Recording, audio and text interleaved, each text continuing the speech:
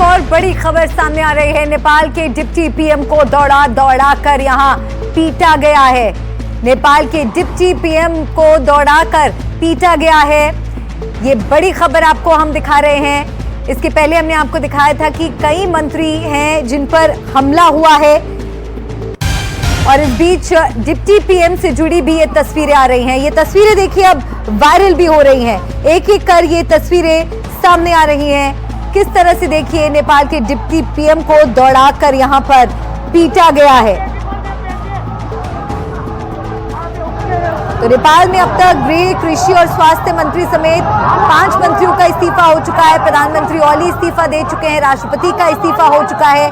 साथ ही विपक्षी दल के भी 20 से ज्यादा सांसद अपना सामूहिक इस्तीफा दे चुके हैं।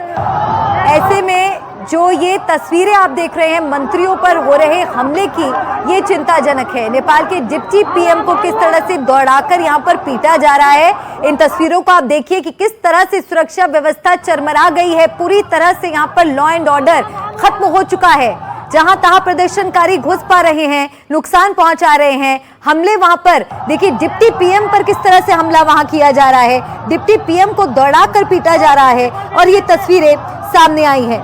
हालात बेहद खराब यहां पर नजर आ रहे हैं और इसी तरह की तस्वीरें लगातार सामने आ रही हैं। किस तरह से तमाम मंत्रियों पर एक तरफ हमले हो रहे हैं, उनके आवास पर नुकसान पहुंचाया जा रहा है, उनके घरों को नुकसान पहुंचाया जा रहा है, दफ्तरों को नुकसान पहुंचाया जा रहा है। तो दूसरी तरफ अगर मंत्री खुद हाथ लग जा रहे हैं प्रदर्शनकारियों के, तो उन्हें भी नहीं बख्शा जा रहा है। विष्णु प्रसाद पौडेल को घसीटा गया है यहाँ पर। ये बड़ी खबर नेपाल के डिप्टी पीएम को, ये जो तस्वीर आप देख रहे हैं, ये कोई आम आदमी नहीं, नेपाल के डिप्टी पीएम है जिन्हें देखिए दौड़ाकर यहाँ पर प्रदर्शनकारी पीट रहे हैं। ये युवाओं का प्रदर्शन है और इस प्रदर्शन से जुड़ी ये एक तस्वीर और है जहां पर डिप्टी पीएम को दौड़ाकर पीटा जा रहा है। अलग अलग तस्वीरें आपको दिखा रहे हैं लगातार इस आंदोलन से जुड़ी। नेपाल संसद की तस्वीर आप देखिए, राष्ट्रपति के घर का हाल देखिए, पीएम के घर की स्थिति देखिए, काठमांडू किस तरह से जल रहा है। वीरगंज में हालात बेहद खराब हो चुके हैं। धनगढ़ी में भी आगजनी की गई है। जो युवा प्रदर्शनकारी हैं वो बहुत बड़ी संख्या में, हजारों की संख्या में सड़कों पर उतर आए हैं। एकजुटता यहाँ पर युवाओं के बीच नजर आ रही है, मानो वो कुछ बड़ा करना चाहते हो, नेपाल को पूरी तरह से बदल देना चाहते हो। ये एक नया नेपाल है जिसकी स्थापना करने की ये युवा कोशिश कर रहे हैं। किस तरह से भ्रष्टाचार को लेकर, सोशल मीडिया बैन को लेकर यहाँ पर प्रदर्शन शुरू हुआ था, इस आंदोलन का आगाज हुआ था, लेकिन देखते ही देखते इसका जो मकसद है, इसका जो स्तर है वो बदल गया है, वो बढ़ गया है।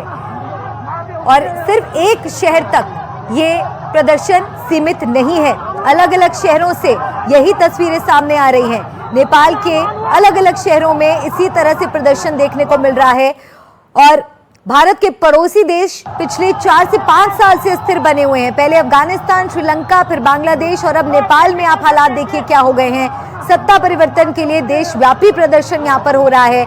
नेपाल में सोशल मीडिया बैन के खिलाफ जेनजी प्रोटेस्ट शुरू हुआ था, जिसके बाद प्रधानमंत्री केपी शर्मा ओली पद से इस्तीफा दे चुके हैं, राष्ट्रपति का इस्तीफा हो चुका है और प्रदर्शनकारियों ने नेपाल की संसद से लेकर सुप्रीम कोर्ट तक पर कब्जा कर लिया है। कोई सरकारी इमारत नहीं बची है